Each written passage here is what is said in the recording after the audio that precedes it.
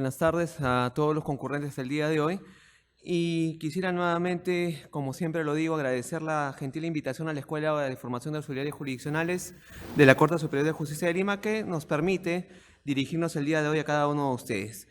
Y bueno, en esta oportunidad, como podemos ver el título de la presente conferencia, vamos a hablar de dos partes. Uno, en primer lugar, los instrumentos procesales y probatorios de la responsabilidad civil médica. Eso lo tenemos que situar en dos márgenes, en dos ámbitos. En primer lugar, esto va a depender del tipo de responsabilidad que intentemos, si es una responsabilidad civil contractual o extracontractual, como lo vamos a ver a continuación, y asimismo vamos a tratar acerca de las dificultades que puede presentar en este caso la prueba para el paciente, que es el principalmente afectado en torno a lo que es la responsabilidad civil por la mala praxis médica. En este contexto, tenemos que verificar, en este caso, la realidad judicial en torno a este tipo de procesos. ¿Y qué nos indica la realidad judicial? Nos indica que muchas veces estos procesos tienen una duración, sobre todo en la etapa de ejecución, de varios años. ¿Por qué? Porque hay mucha restricción para que el paciente de la mala praxis médica pueda obtener, en este caso, los medios probatorios que permitan acreditar la culpa del médico. En ese contexto vamos a iniciar la presente conferencia verificando una jurisprudencia de la Cámara Nacional Argentina de Buenos Aires, la cual nos va a graficar porque principalmente hay un mayor desarrollo jurisprudencial en Argentina en torno a lo que es la responsabilidad civil por mala praxis médica, en donde incluso se han incorporado instituciones procesales que van a ser útiles para este tipo de responsabilidad. En primer lugar, esta sentencia emitida en segunda instancia por la Cámara Nacional de Apelaciones de Buenos Aires, Argentina, la Sala G, en el caso de daños y perjuicios, emitida el 2 de julio del año 2018, estableció algunos aspectos relevantes que tenemos que comentar. A ver, confirma la sentencia de primera instancia que condenó al médico demandado a resarcir los daños y perjuicios padecidos por el actor a raíz de las quemaduras ocasionadas en su brazo derecho al aplicarle calor con una lámpara infrarroja.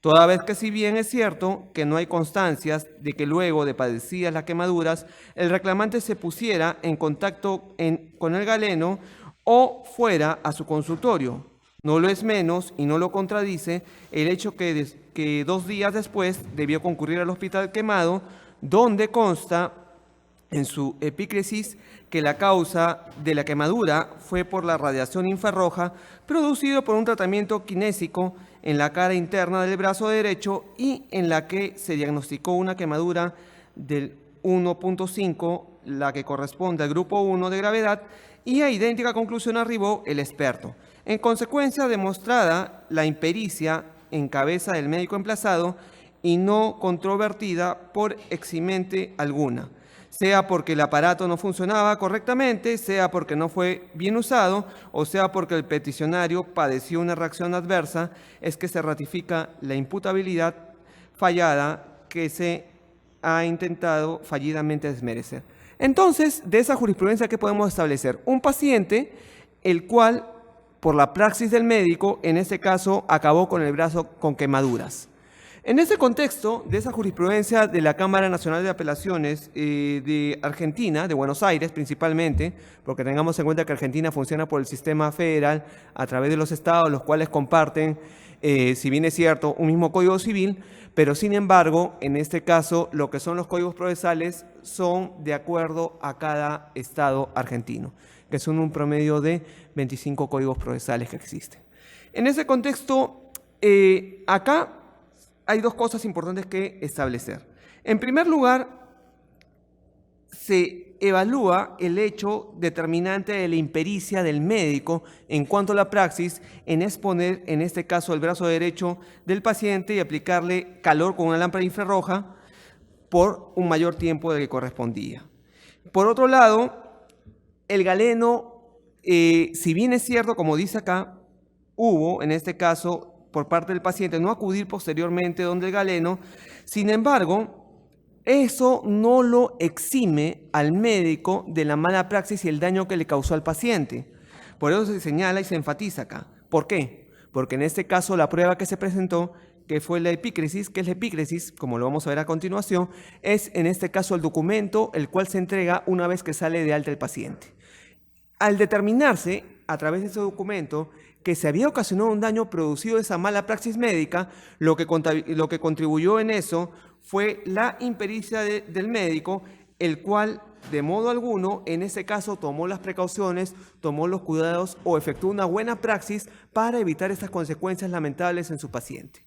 Si nos situamos en el contexto nacional, podemos ver de que en el contexto nacional van a existir en este caso toda una suerte de argumentos que busquen desbaratar en este caso la culpa que puede corresponder al galeno. Pero acá principalmente podemos destacar esta jurisprudencia en la cual utiliza la prueba presentada, la evalúa e incluso, como podemos ver, la idéntica conclusión que arribó un experto. Hubo una pericia en relación a esa epícresis para determinarse finalmente el daño que se le ha causado al paciente y que existía la obligación de indemnizar, confirmándose la decisión de primera instancia. En ese sentido, en nuestro país existe una situación completamente diferente. ¿Por qué completamente diferente? Porque, si bien es cierto, existe una alta conflictibilidad, un alto número de conflictos en torno a lo que es la responsabilidad civil médica, sin embargo, estos conflictos no cuentan muchas veces con el respaldo probatorio que debería tener el paciente para llevar su caso a sede judicial y finalmente se pueda determinar si el médico es responsable o no por el daño que ha ocasionado. Y muchas veces esto resulta notorio, lo vemos, es que veamos en una noticia semanal por lo menos unas 3, 4 o 5 notas en las cuales vemos mala praxis médica, que sin embargo muchas veces por falta de acreditación, como vamos a evaluar cada uno de los aspectos que influyen en esto, va a determinar de que finalmente no puede ser resarcido como corresponde ese paciente, esa víctima de la mala praxis médica. Entonces hay un sinnúmero de casos, pero tienen un factor común, es decir, la falta de probanza que se pueda generar para que el juez pueda otorgarlo el resarcimiento económico conforme a lo que se está peticionando por cada uno de los pacientes. En ese contexto, lo principal que se cuestiona al médico es la lex artis del profesional. ¿Y qué implica la lex artis? Es decir, que ese médico emplee sus conocimientos, emplee toda esa gama de experiencia que puede haber tenido en el ejercicio de la profesión para asegurar la recuperación en la salud del paciente. Y esa lex artis, en este caso, anteriormente no era cuestionada, no era enervada, no era, en este caso, de ninguna manera buscándose alguna tercera o cuarta, hasta quinta opinión de otros médicos en torno al diagnóstico que se ha dado inicialmente. ¿Y esto por qué? Porque anteriormente existía, en primer lugar, una confianza hacia ese médico y en segundo lugar, después de esa confianza, existía un respeto al médico. Pero actualmente la situación que indica que no nos quedamos conformes con un diagnóstico inicial, sino vamos a una segunda o tercera opinión, porque de repente no nos convence ese médico, de repente no se dio el tiempo necesario para poderse expresar e indicarnos qué enfermedad tenemos, qué medicación va a emplear y qué pretende con esa medicación. Es decir, que existe un consentimiento informado y el derecho a información a ese paciente en torno a lo que pretende ese médico. Y por otro lado, actualmente también existe un clima de desconfianza y hostilidad en cierta manera por la poca comunicación, el aspecto que les dije, que el médico no toma un tiempo mayor de atención al paciente de 3 minutos, en algunos casos hasta 5. Exagerando, pero sin embargo no hay esa comunicación en la cual le expresa lo pertinente al paciente para que éste se pueda ir tranquilo a su casa y esperar a que la medicación que le ha dado ese médico pueda finalmente recuperar en su salud.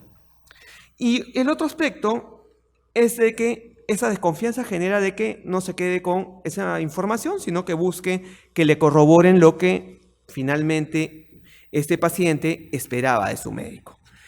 En ese sentido, ¿cómo definiríamos la responsabilidad civil médica? Conforme lo señala Juan Espinosa Espinosa, y lo vemos en ese cuadro, Juan Espinosa Espinosa lo define, en este caso la responsabilidad civil médica, como la puesta en lesión de la integridad personal del paciente ocasionada por el médico en el ejercicio de su actividad. Y lo divide en 2 ámbitos, en el cual se genera un cruce de intereses. Por un lado, uno positivo, que consiste en la prestación misma, del acreedor hacia la correcta ejecución de la misma, y por otro lado el interés.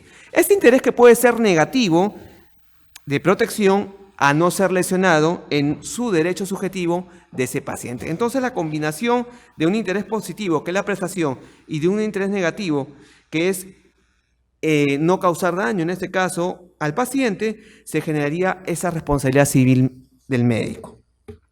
Y esa responsabilidad civil, como lo dije, ¿qué naturaleza tendría? Como lo vemos a continuación. Uno de los presupuestos importantes que debemos tener en cuenta para esta responsabilidad civil profesional, porque la responsabilidad civil médica es una de las más antiguas y es la pionera en torno a lo que es la responsabilidad civil profesional. Y el profesional, ¿qué se le exige? Mayor pericia, mayor conocimiento y tiene una mayor exigencia social en cuanto al cumplimiento de la prestación que nos va a brindar, en este caso, relativa al servicio médico. Por otro lado, esa esfera en la que se genera esa actividad del médico genera el deber de resarcir los daños, por un lado. Y por otro, se encuentra dividida en dos ámbitos claramente delimitados en nuestra legislación, un ámbito contractual y un ámbito extracontractual. Cada uno con peculiaridades y diferencias.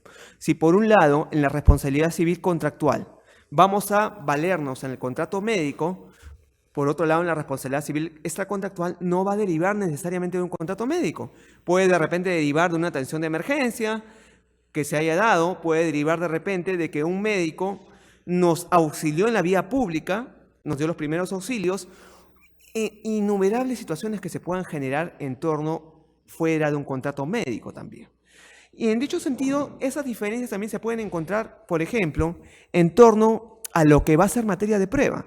En el ámbito contractual, la persona que alega un daño tendrá que acreditar los daños, tendrá que acreditar la culpa, tendrá que acreditar que ese médico ha procedido con imprudencia, con impericia o negligencia, y por otro lado, también existirá todo ese caudal probatorio que lo tiene que presentar al momento de interponer la demanda. En tanto, en el ámbito extracontractual es completamente diferente. En primer lugar, ¿por qué? Porque hay una inversión, podríamos llamarlo inversión de la carga de la prueba, en la cual aquel que se le imputa el daño, si se le imputa el daño al médico, ese tendrá la obligación de acreditar ese daño, de demostrar que actuó diligentemente, que actuó profesionalmente y poniendo lo mejor de su conocimiento para buscar la recuperación de la salud del paciente. Por otro lado, también otra diferencia palpable es en cuanto a los plazos prescriptorios, contractual 10 años, extracontractual 2 años. Por otro lado, también podríamos delimitar, en este caso, en cuanto a la actividad se le desarrolla a un tercero, ¿no? O, en este caso, en el ámbito extracontractual, existiría también una solidaridad, en este caso, entre el empleador y su subordinado. En este caso, si el médico trabaja para una clínica, de acuerdo a esta responsabilidad extracontractual, va a tener que responder también la clínica de acuerdo a esa solidaridad. Es lo que se denomina en doctrina como responsabilidad vicaria, ¿no? El empleador responde por los daños que ha causado su subordinado. En ese aspecto, la responsabilidad civil médica la podríamos situar también dentro del ámbito relativo a si es una responsabilidad de medios o es una responsabilidad de resultados. Evidentemente, la responsabilidad civil médica, al ser contractual y en este caso de acuerdo a la naturaleza del profesional médico y la labor que éste desempeña, es netamente contractual porque parte por lo general de un contrato y por otro lado es netamente de medios. ¿Por qué? Al médico no se le va a exigir en este caso un resultado. Al médico únicamente lo que se le va a exigir es que de acuerdo a sus conocimientos, de acuerdo a la pericia que se tiene, va a acreditar la recuperación de su paciente, a poner lo mejor de sí, dar la mejor medicación, todo lo que ha podido investigar de acuerdo a eso para conseguir la recuperación del paciente. Pero ¿qué se generaría en el supuesto caso de que si este médico, el cual busca sanar al paciente, sin embargo se le da una sintomatología nueva o una enfermedad nueva? En este caso, a este médico, si ese tratamiento, si esa medicación no funciona porque es una enfermedad nueva, no podría tener algún nexo de culpa en este caso. No se podría establecer una relación de causalidad entre el hecho generador del daño y propiamente el daño, porque en este caso podría constituir un asunto de especial dificultad sobre el cual el médico quedaría eximido de responsabilidad. En tanto, en este caso, en el ámbito de responsabilidad en el ámbito de que existe una obligación de resultados, podríamos hablar de que al médico sí se le exige un resultado. Se le exige que, si ha asegurado algo al paciente, este tendrá que cumplir en los medios o conforme a lo que ha pactado con el paciente en torno al resultado de su praxis médica. ¿Cómo lo podríamos conseguir ello? ¿O dónde lo podríamos evidenciar? En lo que es cirugía estética o cirugía plástica, en la cual el médico se compromete a un resultado netamente evidente. Hasta muchas veces se hacen proyecciones de cómo va a quedar de repente una rinoplastia, cómo va a quedar de repente una cirugía estética, una lipoescultura. Y en este caso, si hay todo el material probatorio para ello, se podría exigir una responsabilidad si ese médico no cumple los términos establecidos con su paciente. Entonces, después de hacer el deslinde de la obligación de medios, y como les he dicho, la responsabilidad civil médica por lo general parte de una responsabilidad o una obligación de medios, no tanto de resultados, va a girar en torno al contrato médico. Pero también existen algunas cuestiones que tenemos que delimitar en el ámbito comparado. En este caso, si queremos ampliar un poco el estudio de lo que es la responsabilidad civil médica, podemos irnos en Latinoamérica, Argentina, que tiene un mayor desarrollo, y también Italia. Ahí podemos encontrar un mayor desarrollo por parte de la doctora Vicentini, en el caso de Italia, y en el caso de Argentina hay muchos autores que trabajan este tema principalmente. ¿Y qué tendríamos que interpretar en torno, de acuerdo a la doctrina argentina, en torno a la falta médica o el incumplimiento de los deberes profesionales? Y lo sitúan las siguientes definiciones que vemos ahí. Uno lo interpreta ese cumplimiento como una falta médica por impericia, imprudencia, negligencia o inobservancia. Por otro lado, parte de una obligación preexistente, existiría un daño ocasionado y un determinismo en cuanto a la causal entre el acto médico y el daño ocasionado, la imputabilidad que el médico sea tenido como culpable por el daño. ¿Y todo va a partir de qué? De un aspecto subjetivo, en este caso, evaluar la conducta del médico al momento de practicar el acto médico. Pero siempre se ha generado una dicotomía, se ha generado en este caso una zona gris en torno a que netamente podemos demandar la responsabilidad civil contractual o podemos demandar la responsabilidad civil extracontractual. ¿Y qué nos dice nuestra jurisprudencia nacional? Nos dice que ambas vías no son opuestas. Todo va a depender de qué. Todo va a depender del paciente si éste opta por demandar en la vía contractual o demandar en la vía extracontractual. Va a depender única y exclusivamente del paciente, pero tomando en cuenta en primer lugar si le es conveniente actuar en una vía. Esto lo digo principalmente por el tema probatorio y en segundo lugar por los términos prescriptorios, claramente. Pero, ¿qué va a permitir que opte por una u otra vía? Le va a permitir en este caso, en primer lugar, aparte de los plazos prescriptorios, aparte de la prueba, le va a permitir que éste pueda ser resarcido en un número mayor de daños. Si en la vía contractual este paciente únicamente va a poder ser resarcido o reclamar daños patrimoniales como lucro cesante y daño emergente, y extrapatrimonial como es el daño moral, en cambio en la vía extracontractual va a poder demandar, aparte de los daños patrimoniales que he referido, va a poder demandar daño a la persona, daño al proyecto de vida y todos los demás tipos de daños que se sigan generando jurisprudencialmente. Es decir, el ámbito contractual te parametra únicamente al ámbito contractual en daño emergente, lucro cesante, y el ámbito extracontractual únicamente a daño moral. No podemos reclamar ningún otro tipo de daños en el ámbito contractual, pero sin embargo el abanico es más amplio, más grande en el ámbito extracontractual. Ahí podemos ver una jurisprudencia, la cual confirma lo que les estoy refiriendo en este caso, de que ambas vías, la vía contractual y extracontractual, no son antagónicas y pueden, en este caso, presentarse de manera gradual ambas, pero si se toma como factor común el elemento daño, podemos optar por la vía contractual o extracontractual. Y por otro lado, eso también se parte del derecho de opción que tiene la víctima, el paciente, de elegir claramente qué vía le resulta más conveniente y más pertinente para el resarcimiento de sus daños.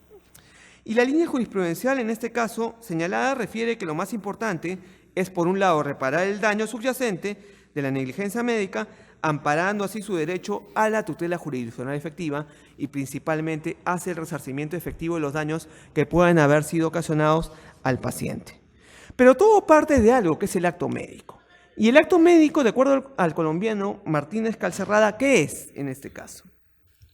Lo entendemos como aquella prestación o actividad del médico que persigue, conforme a la técnica, conforme al arte correspondiente, de acuerdo a sus conocimientos que se tiene, la llamada lex artis, un efecto terapéutico o de curación de un enfermo, en este caso el paciente, o más genéricamente la promoción de la salud. Es decir, el acto médico apunta a dos cosas. Aparte de la lex artis, apunta a que este tenga un efecto terapéutico y por otro lado procura la curación del enfermo y la promoción de la salud, que lo define en esos tres ámbitos el acto médico. Y asimismo, a partir de esta definición, de acuerdo a este autor, puede establecerse 4 elementos en este caso. Por un lado, la ejecución, que puede ser regular, típica. Por un lado, si tomamos en cuenta la lex artis que tiene que ejercer ese médico, teniéndose en cuenta que la valía que toma para el derecho el cuerpo humano propiamente y la actividad que va a realizar sobre el cuerpo humano. Y por otro lado, la finalidad directa, que es la curación, e indirecta, que es el bienestar del afectado o la salud pública, por otro lado. Y por último, la licitud, la cual viene condicionada por la legitimidad de su autor, la licitud de la finalidad, que persigue la realización del consentimiento del paciente y su ajuste general a la legalidad. Y por otro lado también la lex artis, propiamente como lo dije inicialmente. Entonces, en ese contexto, como lo vemos a continuación, en esa diapositiva, que podemos ver lo que he referido, en este caso el acto médico propiamente, y los ámbitos que este abarca, que busca en este caso, como dije, tomar en cuenta, partiendo de la última, de que este médico para ejercer su función tiene que, en primer lugar, encontrarse habilitado por el colegio médico, encontrarse colegiado, y de repente si va a ejercer una determinada especialidad, contar con esa especialidad médica. La carrera médica es muy larga. Abarca más allá de los 6 años porque tienen que hacer un periodo de internado, posteriormente un periodo de especialización, si éste quiere obtener algún tipo de especialidad dentro de la actividad médica. Y por otro lado, como vemos en la diapositiva, esta actividad del médico, aparte, que va a procurar la curación y el bienestar del paciente, va a depender para determinar si existe o no responsabilidad de la lex artis que ejerce ese médico. Y en dicho sentido, como les dije, para determinar el ámbito contractual tenemos que partir de lo que es el contrato médico. ¿Y qué entendemos por el contrato médico propiamente? Estamos hablando de un acuerdo de voluntades a partir del cual se generan obligaciones para el médico paciente y por otro lado podría establecerse múltiples o un sinnúmero de maneras de vinculación contractual. Puede ser de múltiples maneras.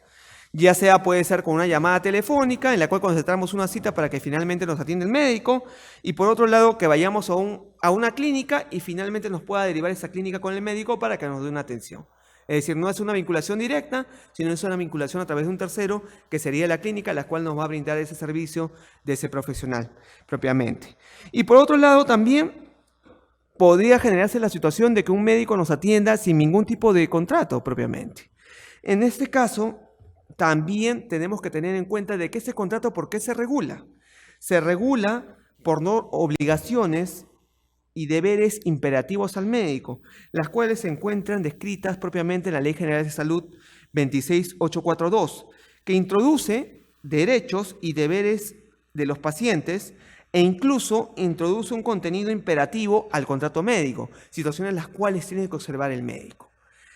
Por otro lado, en la actividad médica existe una serie consecutiva de cuestiones adversas al paciente, que puede padecer propiamente. El paciente puede acudir a un médico y puede padecer una enfermedad determinada, sin que pueda generarse, como les dije anteriormente, algún tipo de negligencia que puede imputarse al médico, que puede corresponder a accidentes o efectos adversos propios del riesgo consustancial, del acto médico, los que pueden ser previstos o no, que escapa a los propios términos del contrato médico. Situémonos, por ejemplo, en un paciente el cual presenta cáncer. Y este paciente con cáncer, sin embargo, sabemos que la prevención es importante para el cáncer, pero sin embargo este paciente tiene un cáncer sobre el cual aún no se ha desarrollado un estudio amplio, se está iniciando este tipo de cáncer, pongamos en una área, por ejemplo, pongamos el área cerebral, y se le está prescribiendo, el médico está intentando algún tipo de tratamiento nuevo en este caso. Esa enfermedad sabemos que produce la muerte, por un lado. Y si en caso no funciona ese tratamiento que él está intentando para ese paciente, esa circunstancia adversa propia de la enfermedad lo relevaría de cualquier tipo de situación y cualquier tipo de responsabilidad o culpa, justamente tomando en cuenta el factor relativo a los eventos adversos propios del riesgo consustancial derivado de esa enfermedad. Y por otro lado, el contenido de este contrato médico va a tener un contenido el cual va a quedar entregado al lex artis, nuevamente volvemos a esto, y encontrándose sometido a respetar las reglas del oficio y si se encuentra fuera de este ámbito, contenidas por el legislador regulando su conducta de acuerdo a esa, y si no se adecua su conducta de acuerdo a esa, sería propiamente un factor de atribución culposo por parte del médico. Tenemos que tener en cuenta algo también, que estoy olvidando un poco en torno a la distinción en la responsabilidad civil contractual o extracontractual y la actividad que puede desarrollar el médico.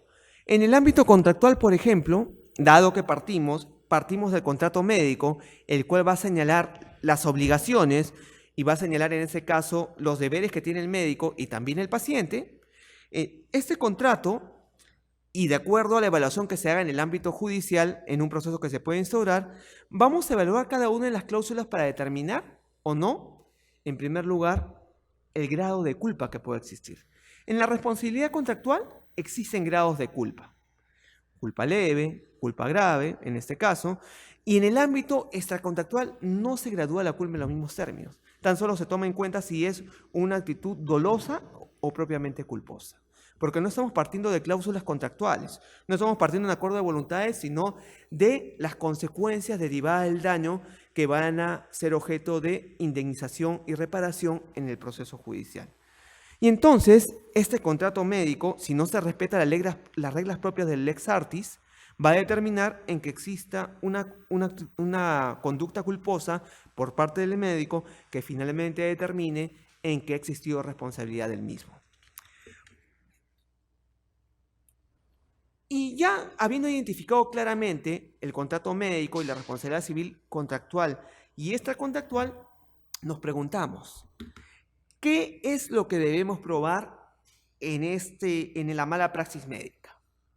Y lo podemos situar en esos 5 aspectos. En primer lugar, si es un daño patrimonial o extrapatrimonial, propiamente, si ese daño causado a la salud ha derivado en un daño patrimonial o en un daño extrapatrimonial. ¿Cómo podría derivar esa afectación propia a la salud en un daño patrimonial? Podría derivar de repente en el daño emergente, los gastos que he tenido para curarme, para rehabilitarme, para sanarme, y el lucro cesante, si por ese daño que me ha causado esa mala praxis médica, yo he dejado de repente de trabajar propiamente. Por otro lado, si el acto médico fue negligente, fue imprudente, o fue doloso propiamente, para determinar, en este caso, si es del ámbito contractual, de qué manera se ha afectado mi salud y de qué manera se va a resarcir en la vía judicial y la fundamentación que va a dar el juez para ello. Por otro lado, el nexo causal, que implica que el acto que afirmamos ha sido ocasionado por el médico, claramente. El nexo causal que consiste en la relación que existe, por un lado, entre la conducta del médico y por otro lado, el daño propiamente. La consecución de ambos, la relación de ambos va a determinar que exista responsabilidad del médico. Por otro lado, el grado de afectación, si puede ser superado por el paciente o es irreversible, claramente. ¿Para qué? Para efectos de el resarcimiento económico que va a establecer el juez en sede judicial, claramente. Si el paciente finalmente va a acabar postrado en una silla de ruedas o en una cama y va a requerir atención de una persona, va a implicar que el juez establezca esto hacia futuro y pueda, en este caso, otorgar un resarcimiento económico mayor por eso. Y por otro lado, si tan solo va a requerir una atención ambulatoria de cierto tiempo, también va a considerarse este aspecto. Pongamos, por ejemplo, la situación siguiente que se dio en un caso judicial. Una persona que camina por la avenida Wilson, de repente hay una balacera y le cae una bala perdida y le cae en la columna vertebral a esta persona. Finalmente, esta persona queda postrada en una silla de ruedas, no puede valerse por sí mismo y a futuro va a requerir de una persona la cual le permita hacer su vida de manera normal, claramente. Y pongamos que esa persona, adicionalmente, es un estudiante destacado de la Universidad de Ingeniería, que tenía 23 años, tenía toda una vida por delante y en este caso una proyección hacia el futuro. Pongamos que era uno de los primeros puestos de su salón. Todos esos aspectos se van a tener que valorar para determinarse, en este caso, el resarcimiento de los daños en esta responsabilidad civil médica. Pero principalmente, como les dije, el factor determinante va a ser en qué tipo de responsabilidad nos situemos, si es en la responsabilidad contractual o extracontractual. Si hablamos del ámbito contractual, únicamente se va a resarcir, como les dije, lucro cesante, daño emergente y lo que es el daño moral. En cambio, en el daño extracontractual, en el caso que les he comentado, se indemnizó y se reparó daño al proyecto de vida, propiamente. La proyección que iba a tener esa persona de acá a 60 años, que es la edad, 60 años, que es la edad mínima de jubilación, que esa persona, si hubiera ejercido su profesión y lo que le correspondía percibir mensualmente, sacando el promedio de lo que percibe un profesional egresado de su universidad, para determinar una proyección hasta 60 años de lo que él podía percibir. Eso no nos va a permitir la responsabilidad contractual. La extracontractual sí. Por otro lado, también, en este caso, la afectación propiamente que le ha generado un daño psicológico de repente por ese evento, de verse postrado, de no poder ya hacer las mismas actividades que realizaba antes, entre otros aspectos más que podríamos comentar. Por eso es importante, aparte de establecer el daño de afectación, establecer en qué tipo de responsabilidad nos vamos a ubicar. Y por otro lado, en cuanto al quantum indemnizatorio por los daños reclamados, vamos a tener que probar, en este caso con los diversos elementos, cada uno de los daños que pretendemos. Evidentemente, si hablamos de daño moral, ya como se ha establecido jurisprudencialmente, no corresponde, en este caso, a la víctima de la mala praxis médica demostrar en toda su magnitud el daño moral. Únicamente va a depender de la fundamentación, la explicación que empleemos para acreditar esto, como también en algún tipo de daños que puedan generarse dentro del ámbito del daño moral.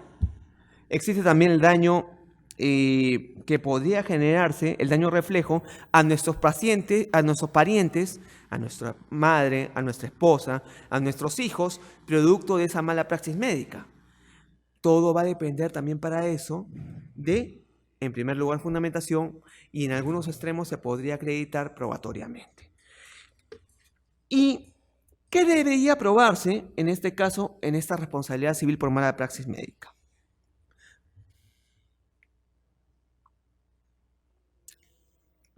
En primer lugar, debe probarse por parte del acreedor o el paciente la infracción de los deberes profesionales por parte del médico, el cual no observó la diligencia y los cuidados adecuados conforme a la licencia médica, probándose así el incumplimiento del contrato, la responsabilidad contractual, que propiamente, como les digo, todo eso se enmarca dentro de lo que es la lex artis, es decir, que brinde los cuidados, que tenga la diligencia, de acuerdo a sus conocimientos de la ciencia médica para procurar la salud y la recuperación de la salud del paciente, y de acuerdo también a lo que está comprometido contractualmente. Por otro lado, el profesional médico, ¿qué intentará probar? Intentará probar que cumplió con sus obligaciones contractuales en cuanto a las medidas que éste adoptó, si eran las necesarias, eran las apropiadas, así como adecuadas a los procedimientos actuales según el estado propio de la ciencia médica. Es decir, de acuerdo al avance de la ciencia médica que puede derivarnos en la medicación, en la sintomatología y el estudio para que este médico pueda emplearlo con su paciente. Por otro lado, también este tendrá que acreditar si informó de manera debida al paciente. Y esto es un aspecto importante sobre el cual no se toma la necesaria atención. ¿Por qué? Porque si el médico cumplió con explicarle al paciente adecuadamente lo que pretendía con la medicación que empleó, lo que esperaba con los exámenes que ha mandado a practicar y finalmente explicarle correctamente los resultados que se ha obtenido de esas pruebas médicas, de esos exámenes que ha practicado, ¿esto qué va a permitirle al médico? va a permitirle en primer lugar evitarse procesos de responsabilidad civil, porque este paciente no va a quedar en la nebulosa, no va a quedar con un interrogante grande, sino va a saber exactamente a cabalidad que pretendía ese médico. E incluso con esa información puede conversar con otro médico para que éste le aclare algunas dudas que tiene. Pero ¿cuál es el problema de nuestros médicos? El problema es que no se dan el tiempo adecuado para atender al paciente. Principalmente en un médico del Ministerio de Salud o un médico de salud propiamente, que por la carga de pacientes que tiene se demora, como les dije, en un promedio de 3 a 5 minutos para atención. Y así también lo que tendrá que probar este médico va a buscar generar convicción al juez de ello y acreditará si cumplió o no con el contrato médico y si es responsable, en este caso, el paciente como acreedor de que se le tenga que resarcir económicamente. Al haber existido un incumplimiento, en este caso, por parte del médico, y por otro lado también tomándose en cuenta lo siguiente. Tenemos que tomar en cuenta de que en el caso del médico tiene que demostrar que existe una exoneración de responsabilidad. De acuerdo a lo regulado por el artículo 1972, que dice que el daño, si fue a consecuencia de un caso fortuito, fuerza mayor o hecho de determinancia de un tercero o de la imprudencia de quien padece el daño, quedará exonerado. ¿Y cómo podría generarse en este caso una situación en la cual ese hecho determinante del tercero o de la imprudencia de quien padece el daño podría eximir al médico? Pongamos, por ejemplo, de que al paciente se le indicó, se le operó de algún tipo de malestar, de repente estomacal, o de repente se tuvo una operación de vesícula, o de repente apéndice, y el paciente se le da de alta y se va a comer un tacu-tacu. ¿Saben las consecuencias que va a generar eso a un paciente recién operado? Pero tuvo la imprudencia de hacer esto. Esto eximiría al médico si se produce, en este caso, en una afectación a la salud posterior a la intervención quirúrgica que este tuvo. Porque como el médico tiene la obligación de ejercer la lex artis, el paciente tiene la obligación de seguir todas las pautas que le ha brindado el médico y la medicación para que éste logre recuperarse, claramente. También existe una situación en la cual quiero comentar ahora en el caso de la pérdida de una chains que se podría generar, en el caso de la responsabilidad civil por mala praxis médica. La pérdida de una chains, ¿qué es? Es la pérdida de una oportunidad que constituye una zona gris limítrofe entre lo cierto y lo incierto. ¿Por qué podríamos hablar que es una zona gris? Podríamos hablar que es una zona gris porque en este caso no hay una situación claramente evidenciada propiamente. Ni vamos a saber en este caso el resultado que claramente a un 100% de lo que podría generar esa enfermedad o la curación que ha aplicado el médico. Esto se practica principalmente, hay un mayor desarrollo en el ámbito comparado. Países como Brasil, países como Argentina lo han desarrollado jurisprudencialmente y lo han incorporado en su jurisprudencia. En el caso de nuestro país, no existe una incorporación jurisprudencial clara, pero sin embargo se han dado matices de ello en alguna jurisprudencia que se ha emitido. Por ejemplo, un caso de Petróleos del Perú, en el cual existió una señora, la cual se atendía. Petroperú le brindaba el servicio de atención médica a través de un centro que tenía Petroperú en Piura. Y lo que aconteció con esta señora es de que esa señora se iba a atender regularmente y esta señora presentó cáncer, claramente. Y pese a que iba reiteradamente a consulta, no se llegó a detectar esto. Pero ¿cuál fue un poco el error en ese caso? Se llegó a determinar en este caso el daño, pero se le resarció como si fuera en ese caso un daño emergente devenido de la enfermedad, claramente por los gastos que tuvo. El abogado en este caso no lo planteó como la pérdida de una chains. Pero para redondear un poco mejor la idea de la pérdida de una chains, tenemos que entender en este caso que la pérdida de una chains va a derivar en lo siguiente en este caso. Como dije, es una zona gris, no es una zona clara, y no se podrá saber si la persona, el paciente afectado por el mismo, habría obtenido una ganancia o evitado una pérdida de no haber mediado, en este caso, la atención que le dio el médico. Hay dos casos que recuerdo, uno principalmente que se dio en Brasil, en la cual existió una señora, la cual fue atendido por un establecimiento, una clínica municipal, Pero sin embargo, esa clínica no se daba abasto para la sintomatología y la atención que tenía esta persona. Y la mantuvo a la señora 4, 5 horas esperando para ser trasladada hasta otro centro especializado para ello. Esa pérdida, ese tiempo de espera, generó que esa persona pudiera haberse recuperado de ir inmediatamente hacia el otro establecimiento de salud. Y en este caso, la justicia brasilera, y principalmente de Curitiba, donde fue este caso, le otorgó 500.000 reales por la pérdida de curación de esta persona, por no ser llevada a tiempo ese nosocomio y que principalmente hubiera reeditado en una recuperación de su salud. Hay otro caso más que recuerdo, en el cual también se resarció en ese tema una persona en Argentina por la pérdida de una chains, por el tiempo de... se dio una situación, la persona llegó a emergencia, presentaba una sintomatología determinada, y esta persona, en este caso, no se le intervino en ese momento, pues el médico ya había determinado que se lo opere, porque no existía cama. Y dejaron pasar días y se empeoró la señora. Y principalmente esa enfermedad generó más consecuencias. Si empleáramos esta doctrina, esta figura doctrinaria de la pérdida de una chance, de la pérdida de una oportunidad de curación, ¿cuántos casos podríamos resarcir de esa manera? Infinidad. ¿Cuántas personas, en este caso, no son atendidas inmediatamente, no son operadas en un estado de emergencia, porque no ha habido esta incorporación y hay un desconocimiento de los alcances que tiene la pérdida de una chains? ¿Acá qué se va a considerar principalmente? Se va a considerar, en este caso, las posibilidades de curación que puede haber tenido esa persona. Tan solo que exista 50 más 1, un 51% de que esa persona se hubiera podido recuperar o hubiera podido mejorar en su salud de una atención oportuna, de repente existe un resarcimiento por ello. Acá justamente hay un caso el cual les estaba comentando en relación a esta figura de la pérdida de una chains. Perdón, nos hemos adelantado un poco, que es esta.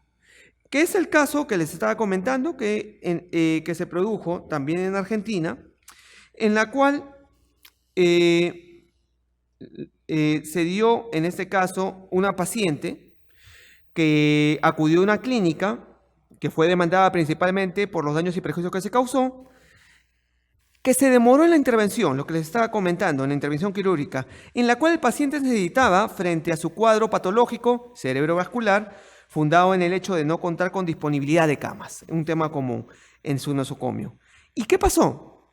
Se configuró el daño en la disminución de las posibilidades de quedar con una minusvalía menor a la comprobada después de la intervención de un 100% de incapacidad, si ésta se hubiera llevado con antelación a la oportunidad en que fue realizada la intervención quirúrgica, que demoró 18 días desde la aparición de la sintomatología. Es decir, acá se evaluó las posibilidades que hubiera tenido esa persona de recuperarse. Y en este caso, como podemos ver, esa persona quedó con alguna discapacidad producto de la afectación cerebrovascular que presentaba y la no operación oportuna. ¿Y todo esto en qué deriva? Si existiera en este caso la implementación de lo que es la pérdida de una chains jurisprudencialmente, yo considero que existiría, en primer lugar, una mayor preocupación de las clínicas, de los hospitales, y en segundo lugar, por parte de los médicos en la atención que deben brindar a ese paciente. Porque si saben, como en otros países que hemos visto que lo han incorporado jurisprudencialmente, un resarcimiento económico por la sintomatología, la situación que pueda presentar, yo pienso que no se daría toda la infinidad de jurisprudencia y casos que se siguen presentando en este ámbito. En cuanto a los medios probatorios que se pueden emplear para la responsabilidad civil médica, principalmente debemos dar importancia a lo que es la historia clínica. ¿Qué es la historia clínica propiamente? Es el documento que comprende el conjunto de elementos ordenadamente dispuestos sobre los cuales se puede efectuar un diagnóstico y efectuar posteriormente un seguimiento evolutivo del estado del paciente. ¿Y en qué se constituye? Se constituye podríamos denominarlo, una bibliografía del estado de salud del paciente que sustenta el acto médico, en el que se deja constancia de los datos generales del paciente, de sus síntomas y problemas que pueda presentar. Es decir, esto va a guiar en cuanto a la fecha de los actos médicos, la medicación que otorgó, los exámenes que se practicó, para efecto de que el médico vaya adoptando otras medidas en el caso de que no exista la recuperación, y si existe una mala praxis médica, va a reseñar y permitir, en este caso, que puede establecerse los tiempos, los actos médicos y las responsabilidades que hayan podido existir. Por otro lado, la epícrisis que hablé inicialmente, que es, en este caso, es parte de la historia clínica, que se emite cuando culmina un periodo de hospitalización. Cuando el paciente, en este caso, ya fue curado, ya fue atendido, ya fue aliviado o finalmente falleció, que contiene un resumen clínico del caso y refleja lo sucedido durante todo el periodo de hospitalización. Por otro lado, también tenemos que considerar lo que es el informe de alta, que esto sí no forma parte de la historia clínica, pero es un documento administrativo que emite el establecimiento de salud cuando el paciente ha concluido su periodo de hospitalización. Y en cuanto a los exámenes practicados, que pueden ser diversos, constituyen todos aquellos practicados frente a la presencia de síntomas indicadores de una dolencia determinada que servirá al médico para arribar a la verdad del diagnóstico, es decir, para corroborar el diagnóstico inicial y, en este caso, sus efectos, la medicación que administró, los exámenes que principalmente reeditaron en la recuperación de la salud del paciente. Y acá lo podemos ver graficado otro tipo de medios probatorios de esta responsabilidad civil médica.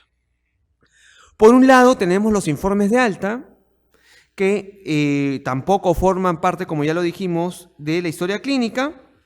Por otro lado tenemos también los informes médicos de parte, que ¿en qué se constituirían los informes médicos de parte? Son aquellos que, frente a iniciarse, en este caso, algún tipo de proceso judicial, coadyuvan a la posición de repente que ha sostenido el médico en su defensa para demostrar que no incurría en culpa, y por otro lado, para tomarse en cuenta en la situación del paciente y el daño que se le ha causado. Es decir, serviría para desacreditar o enervar los efectos del daño que alega el paciente en el proceso. Puede presentarse un informe médico de parte, 2, 3 o más. Todo va a depender de los medios probatorios que opten por ofrecer las partes. ¿Y a qué sirven y para qué, en qué contribuirán estos medios probatorios? Todos sabemos que los medios probatorios son aquellos que van a servir para acreditar las alegaciones que se han efectuado en el proceso. Es decir, la alegación efectuada en la demanda como la alegación efectuada en la contestación de la demanda. Y todos estos medios probatorios van a generar hipótesis, las cuales derivarán finalmente en las variables y las conclusiones finales que determine el juez en la sentencia para determinar si esas pruebas que han sido presentadas ante él servirán para acreditar la responsabilidad reclamada o servirán para acreditar que es una situación eximente de responsabilidad por su parte para el médico. Y en este caso, estas pruebas, que también pueden ser la prescripción de medicamentos, pongamos por ejemplo que el médico a un paciente que es a una persona que es diabética, pero sin embargo el médico no efectuó en la evaluación inicial, no le preguntó si era diabético, le suministran un medicamento que atenta contra la salud de ese diabético, que le va a afectar de sobremanera. La prescripción de medicamentos, verificarse la receta, sabiendo que ese paciente es diabético, va a determinar en que pueda existir, en este caso, una culpabilidad del médico.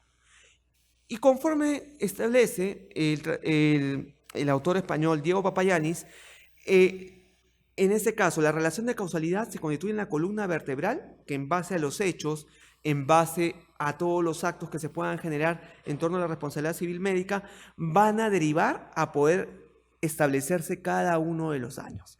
Por eso es importante que esta columna vertebral, en este caso, cada uno de los supuestos de la relación de causalidad, hechos, causas, se encuentren claramente evidenciados y delimitados y, en este caso, contenido en algún medio probatorio para dicha finalidad. Y en cuanto a la prescripción de medicamentos, ¿qué tenemos que comentar? Se exige, en este caso, en cuanto a la receta de prescripción de medicamentos, que debe contener en primer lugar la denominación común internacional del medicamento. Eso es lo que se le exige de acuerdo a la ley de la salud al médico. Por otro lado, aparte de este DSI, la marca del medicamento, la forma farmacéutica, la posología, la dosis y el periodo de administración. Eso es lo que se le exige en cuanto a la prescripción de medicamentos.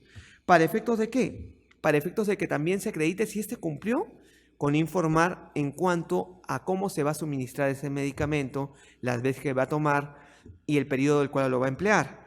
Y por otro lado, también tenemos que tener en cuenta que puede existir certificados médicos, que únicamente son documentos de carácter médico legal, que en este caso lo va a redactar el propio médico, para efectos de describir la historia clínica propiamente o la enfermedad que puede padecer ese paciente y de repente si tiene algún tipo de descanso médico justamente por esa prescripción que ha hecho ese médico. Y por otro lado también si nos referimos a lo que son los recibos y presupuestos, ¿a qué nos estamos refiriendo? Nos estamos refiriendo claramente a lo que son, en este caso, aquellos documentos, aquellas instrumentales que servirán para acreditar los daños patrimoniales que puedan generarse en el interior del proceso. Es decir, recibos y presupuestos para acreditar el lucro cesante y el daño emergente propiamente. Más que todo el daño emergente, los gastos que ha tenido para recuperar su salud o en su rehabilitación el paciente. En cuanto a tratamientos médicos y rehabilitación, como les he referido. Y por otro lado, también pueden haber algún otro tipo de exámenes practicados. ¿Que para qué van a servir? Van a servir para determinar, en este caso, los síntomas que se hayan podido presentar a ese paciente, las dolencias que presentó, en este caso, los exámenes, y que servirán al médico para arribar a una verdad propiamente en torno al tratamiento que éste ha buscado. Ahora hablemos de la parte central dentro de lo que es, en este caso, el tema de hoy, que es la carga de la prueba en torno a lo que es la responsabilidad civil médica. En torno a la carga de la prueba, situémonos en a la actual redacción del artículo 196 de nuestro Código Procesal Civil, que deriva en todo aquel que alega un hecho, tanto al contestar la demanda o al demandar, tiene que acreditar ese hecho, tiene que demostrar ese hecho.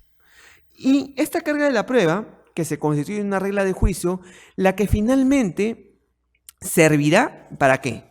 Servirá para que el juez, ante los hechos no probados, pueda imputar o determinar la parte que debió probar ese hecho. Esta carga de la prueba, esta situación de probancia que tiene que haber en torno a las construcciones fácticas que se puedan desarrollar en el proceso, tiene que tener, en este caso, un respaldo probatorio, propiamente. Y esa regla la va a establecer el juez al estructurar y elaborar la sentencia. Y si no se cumple con esa carga de la prueba, una parte que le correspondía aprobar no lo hace, va a determinar conforme al artículo 200 del Código Procesal Civil en que dicha decisión determine y sea desfavorable a esa parte y sea infundada propiamente. Situándonos nuevamente en este ámbito de la responsabilidad civil contractual propiamente. Si nos situamos en el campo de la inejecución de obligaciones o en el ámbito extracontractual también, van a haber diferencias marcadas, como les dije. En el ámbito contractual tenemos que situarnos en lo previsto en el artículo 1330 del Código Civil, que corresponde acá al paciente probar el daño, como ya les dije, o la culpa inexcusable del profesional médico. Pero por otro lado, si nos situamos en el ámbito extracontractual, tenemos que situarnos en el artículo 1969 del Código Civil, el cual nos va a llevar por otro camino, a la inversión de la carga de la prueba.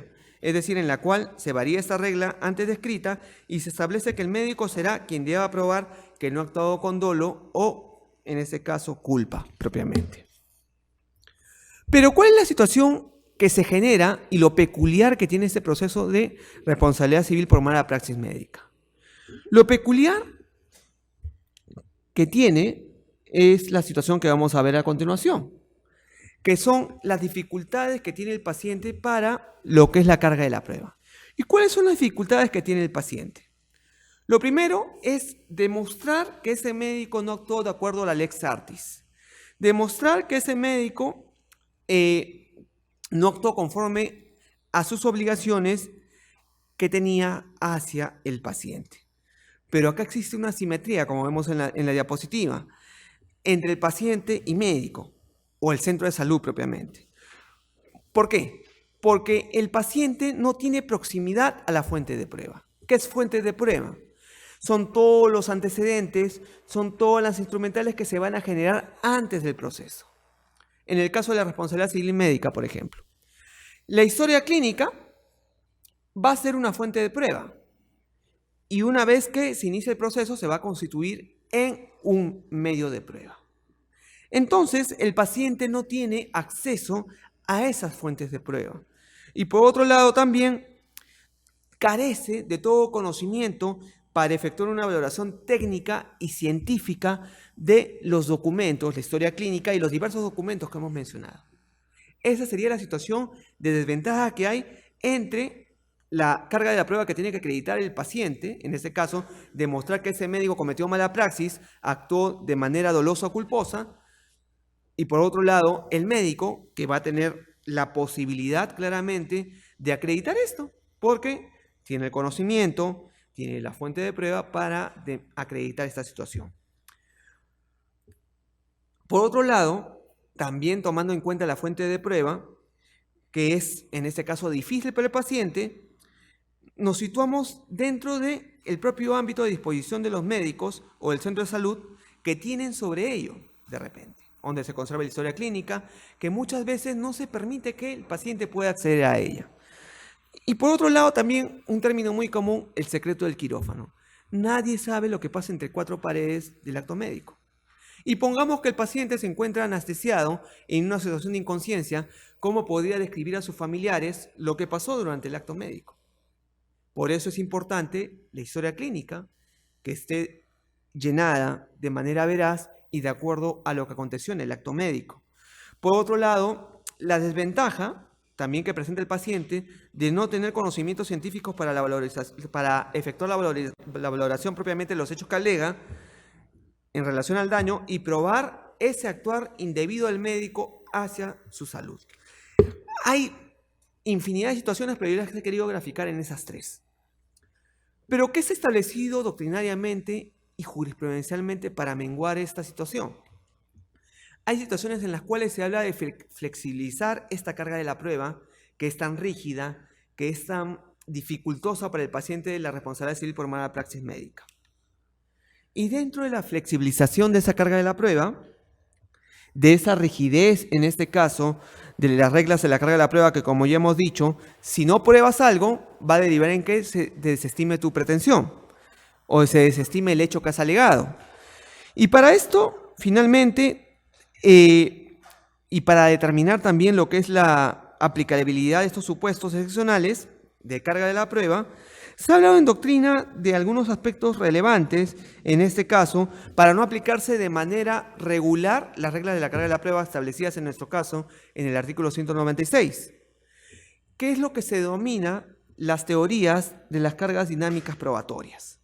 Cargas dinámicas de la prueba, cargas dinámicas probatorias o carga de prueba compartida, como se habla en el derecho comparado. Que permite, en este caso, al juzgador, mediante una ponderación de circunstancias peculiares del caso concreto, trasladar las consecuencias de la falta de prueba de una a otra parte, tomando como parámetro quien se encuentre en mejor condición fáctica, profesional o técnica para suministrarla.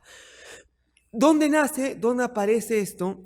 Comienza a esbozarse, en primer lugar, en Alemania, podemos hablar de Alemania, en la cual comienza a gestarse todo lo que es la carga de la prueba y esta asignación de roles en cuanto a lo que es materia probatoria.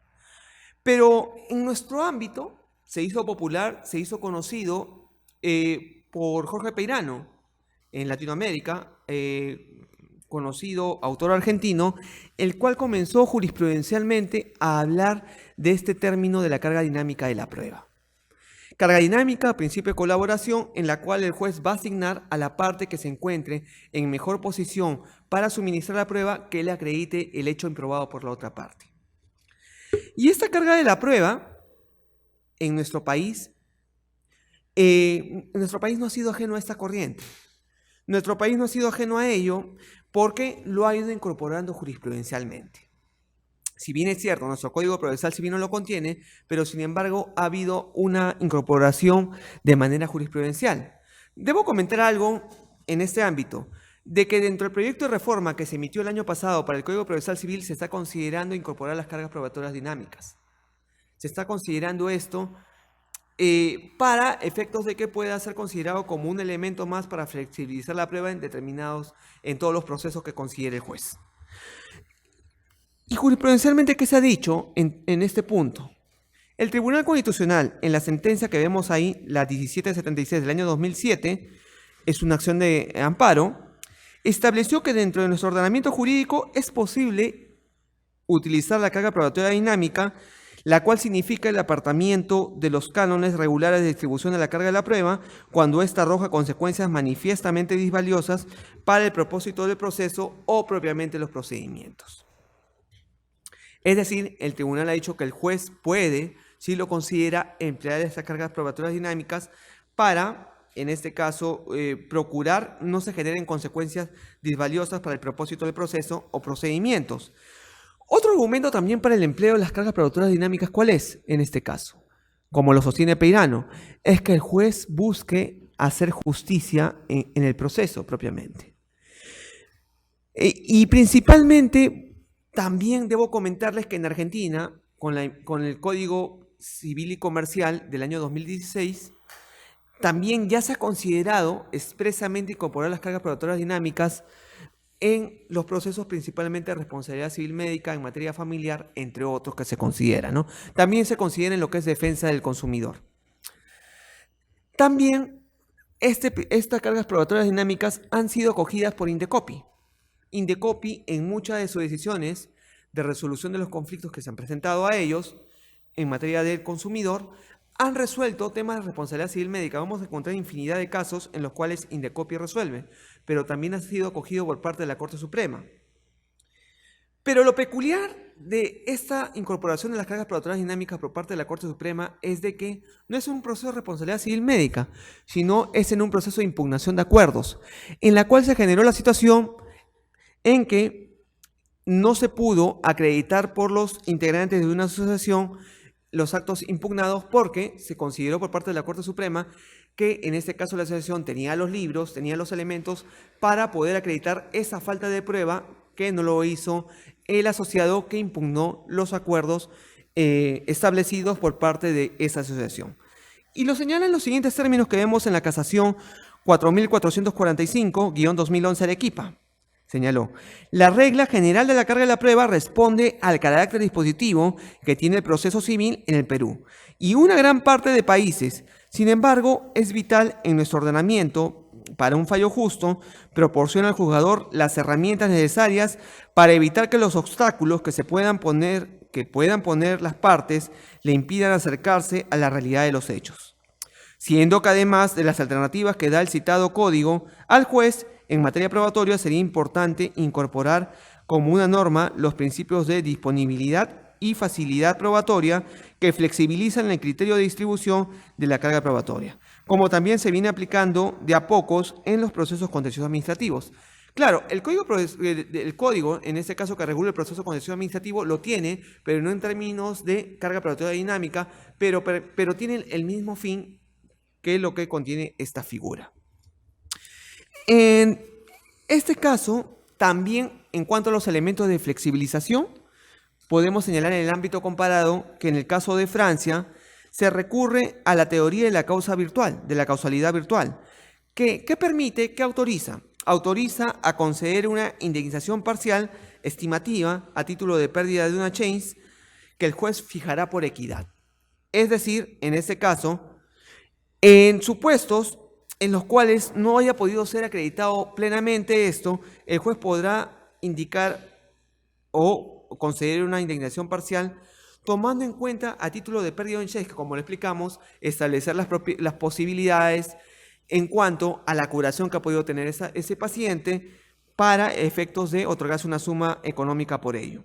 Pero es cuestionada principalmente en Argentina por Güeres esta teoría de la causalidad virtual, que se encuentra, porque lo cuestiona porque dice que se encuentra ligada a confundir el daño integral probado y causalmente ligado también a la conducta del médico con la chains, que requeriría ser probada entre el hecho del médico y el perjuicio propiamente y las posibilidades de sobrevivir o sanar del paciente. Es decir, en primer lugar, si se concede en base a probabilidades, en este caso, un resarcimiento parcial al médico de acuerdo a esta teoría, se le estaría, sin permitírsele probar propiamente a se le estaría afectando propiamente, como dice la diapositiva que vemos ahí, porque en este caso se confunde el daño integral probado y el relacionado a la pérdida de una chains, que en este caso no permitiría al médico que pueda demostrar que procedió con buena o mala praxis, porque finalmente igual se le va a otorgar esto de acuerdo a las posibilidades y de acuerdo a la equidad que fije el juez. Por otro lado, también tenemos que mencionar que el Tribunal Supremo Español estableció también la teoría del daño desproporcionado, debido a la dificultad probatoria por parte de los en este caso los facultativos demandados, claramente. El daño desproporcionado que permite también otra manera que frente a la falta de probanza, es similar en algunos términos a la carga de la prueba, se puede asignar un monto indemnizatorio por ello. Ahora bien, hablemos de la parte negativa de la flexibilización de la carga de la prueba. Los puntos en contra. Por un lado, tenemos al profesor argentino Gustavo Calviño, quien sostiene que su denominación distintiva de cargas probatorias dinámicas causa un impacto por el nombre y apoya y se basa y se sustenta en la prédica constante sobre un contenido axiológico con el que nadie puede estar contra justicia, verdad, buena fe, concita, notable atención y encontrando así un eco en artículos, pronunciamientos judiciales y códigos procesales, aunque en algunas oportunidades se trataba de espejismos, pues la solución del caso se lograba igualmente con la simple aplicación de alguna regla general. Entonces, ¿qué es lo que refiere Calviño? Refiere que en este caso ha llamado la atención por el nombre, pero la misma solución se hubiera podido obtener siguiéndose los parámetros del proceso, aplicándose en este caso las reglas procesales, aunque en algunas oportunidades se puede recurrir a normas especiales y a presunciones legales y judiciales netamente establecidas. A mí lo que me sorprendió para esta investigación es de que el principal autor conocido del activismo, que es Michele Tarufo, también se opuso a las cargas probatorias dinámicas. En su libro, Toda la verdad, en este caso, menciona esto y refiere a algunos puntos relevantes que tenemos que comentar. Lo que dice Michele Tarufo. Refiere que la asignación de las cargas probatorias entre las partes determina directamente el resultado de las controversias, ya que por regla general será derrotada aquella que no logre probar el hecho alegado. Y por otra parte dice, también las selecciones de la regla determinan el resultado al señalar que quien debe perder el caso, por otro lado, si no pruebe el hecho que tenía la carga de probar y quien no hubiera debido probar de acuerdo con la regla general, siendo que cuando el juez manipula discrecionalmente las cargas probatorias, procediendo caso por caso, las partes no pueden prever lo que aquel hará y por lo tanto no pueden prepararse adecuadamente frente a los criterios que adoptará como regla de juicio finalmente. ¿Y esto qué conlleva? O sea, es importante lo que señala porque debemos resaltar dos aspectos que dice Michele Tarufo. Que el juez cuando atribuye las cargas probatorias dinámicas, es decir, que una parte debe probar frente a la improbancia de la otra, en este caso, al indicar caso por caso, manipula discrecionalmente la prueba y la carga de la prueba para conseguir un resultado.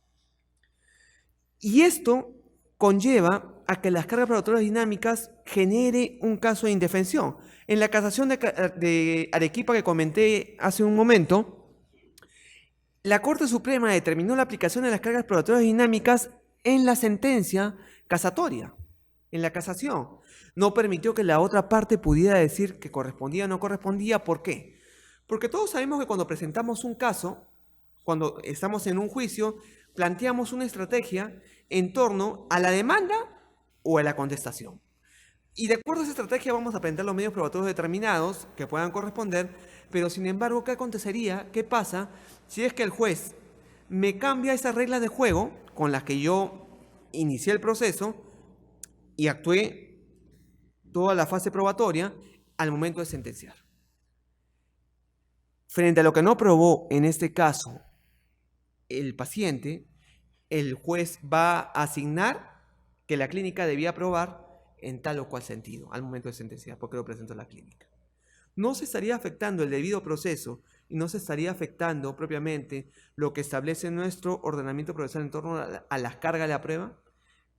Es algo que se tiene que repensar. ¿Y yo qué opino en relación a eso y qué pienso que se debería proceder para evitarse todo ese cuestionamiento que se realiza a las cargas probatorias dinámicas? Yo considero que podría aplicarse, tomando un poco en cuenta lo que dice Calviño, las reglas de conducta procesalmente establecidas. Esto es, valorando la conducta procesal de las partes a través de apercibimientos claramente establecidos, delimitados, frente al no aporte de la prueba. Si yo observo ello, en este caso se indicará lo pertinente para que la parte proceda a decir lo pertinente en torno a ese hecho que considero que no ha sido probado. Y por otro lado, también tenemos que tener en cuenta de que en el caso de que normalmente, como he señalado, el médico tiene en su poder la prueba, deberíamos considerar esa conducta procesal claramente, conforme a lo que prevé el artículo 282 y asignándole una conclusión para la sentencia a ese juez frente a esa conducta procesal que ha denotado ese médico, que finalmente va a concluir en lo mismo, que son la aplicación de las cargas probatorias dinámicas, y no va a generar indefensión, no va a generar mayor cuestionamiento, porque estamos aplicando lo que establece nuestro ordenamiento procesal. Y por otro lado, si se considera que debe aplicarse las cargas probatorias dinámicas por parte de algunos jueces, tenemos que considerar dos aspectos importantes. El primero, si bien es cierto que esto va a permitir aplicarse la carga de la prueba, la parte que goza con mayor facilidad de la prueba, sin embargo, tenemos que tener en cuenta que el juez no puede sorprender en su aplicación al momento de la sentencia, lo tiene que hacer antes. Expedir un auto o una resolución en la cual indique que, por ejemplo, antes de sentenciar, que no se encuentra probado todo lo cual hecho y que va a proceder a aplicar las cargas probatorias dinámicas para que la otra parte acredite tal hecho que no está probado.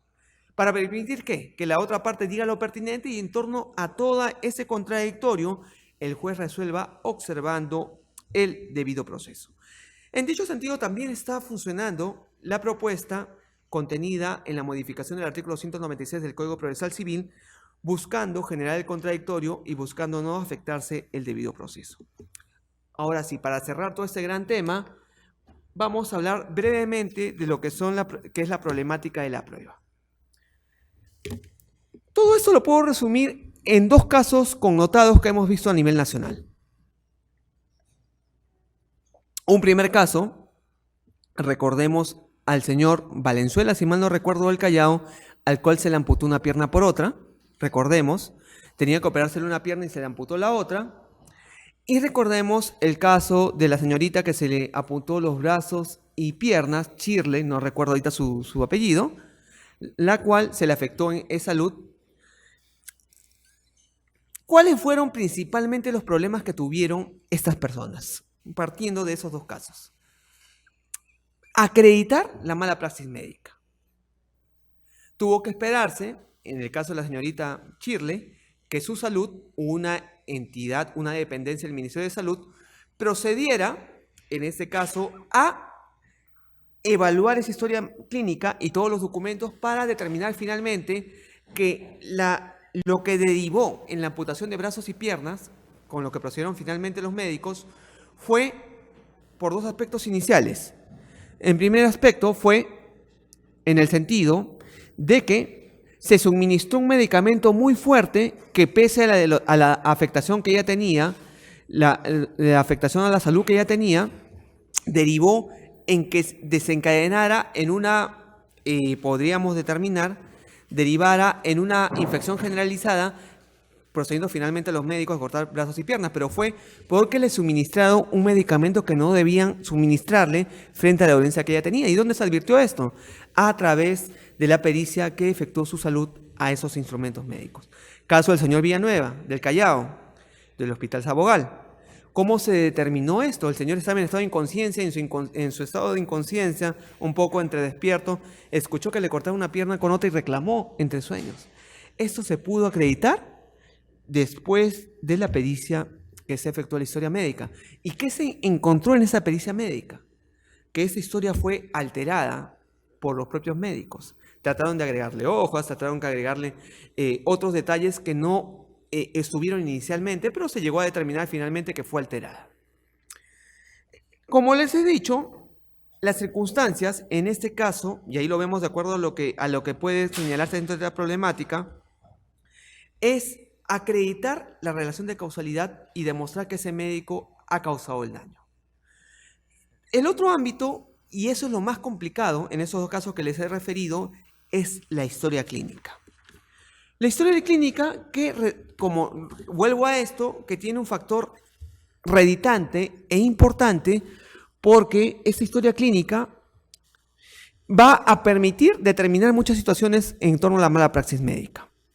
Vemos esta jurisprudencia emitida en Argentina también, la cual justamente establece la responsabilidad civil médica por las omisiones, ambigüedades, los claros o enmiendas que presentó la historia clínica de un paciente y señala que éstas dan lugar a presunciones hominis desfavorables al galeno, a quien incumbe la prueba tendiente a desvincularlas, la que debe apreciar con un criterio riguroso, toda vez que la omisión de la historia clínica o su imperfecta redacción privan al paciente de un crucial elemento de juicio para determinar la culpa imputable.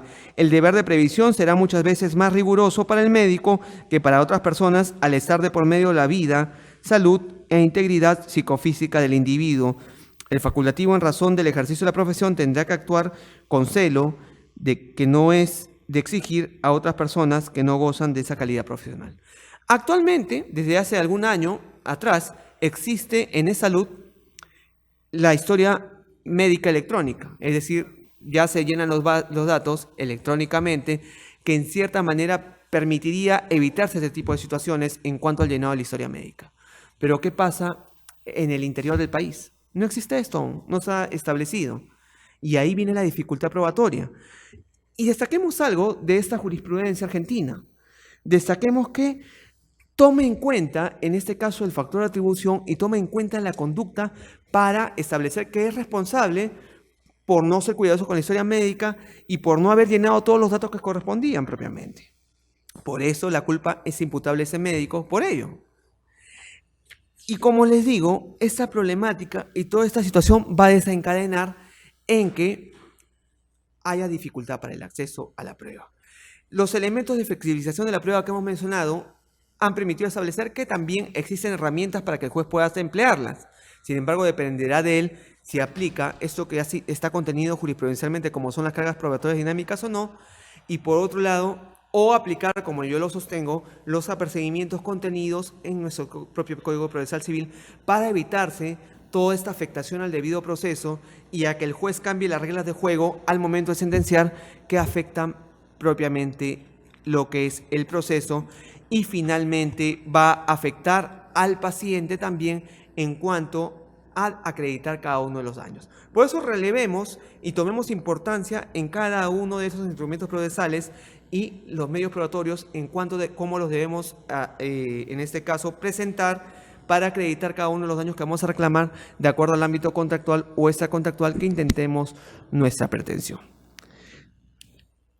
Les agradezco su atención. Ahí tienen mi correo y mi página de Facebook en la cual pueden obtener si desean esas diapositivas.